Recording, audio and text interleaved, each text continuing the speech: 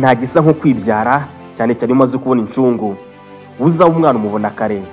Nshimiyimana Alexis udashyizeho umutagatifu ntago ryarema.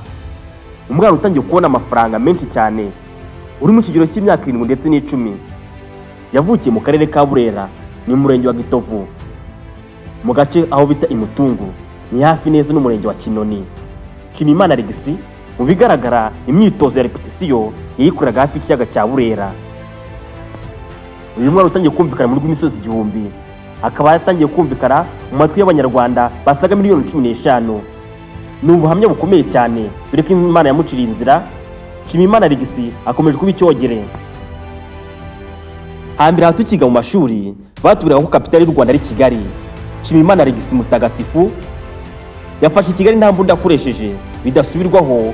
Korali do Kigali yamaze kwakira Alexis nk'umwe mu bantu bazajya baririmbana indirimbo zo kogeza ubutumwa bw'Imana. Mutagatifu Alexis kubera ijwi ryiza cyane no kuririmba akagezayo maze yakwikora mu mitana yakwiyereka abatanazi abakristo bakamuhundagazaho ipinda ry'amafaranga. Bayamuha bamukunze kubera uburyo ukuntu aririmbamo ndetse n'uburyo ukuntu ahagararamo iyo ari kuririmba muri korali bituma abantu benshi cyane bamwongerera igikundiro ndetse bakamukunda kandi kuko nawe akabigaragaza. abagabo barimo nka Emurene, Muyoboke Alex ndetse n'abandi batagiri bamaze kubona ko Nshimiyimana Alex ari impano yigendera, ndetse n'amakorali akomeye cyane hano muri za Kigali nayo akaba agenda amunuganuga.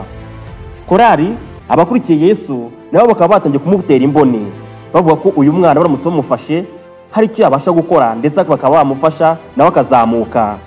Ariko Korali do Kigali yamukomeyeho bamubungabunge abashe gukura ameze neza, bityo afatanye na Korali do Kigali mu gutambutsa ubutumwa bwiza bw'Imana, by'umwihariko umubyeyi Bikira Mariya. Nka Source TV twifurije ibyiza bikomoka ku Mana Alex. Nitwa Aishaki Ardos. Ndashimira mwebwe mwese mwabanye natwe, ndashimira buri umwe wese wabasha gukora subscribe, like, share na comment. Ikiganiro cyacu nakagaruka, unyemere nsubikira aha ngaha. Ciao ciao.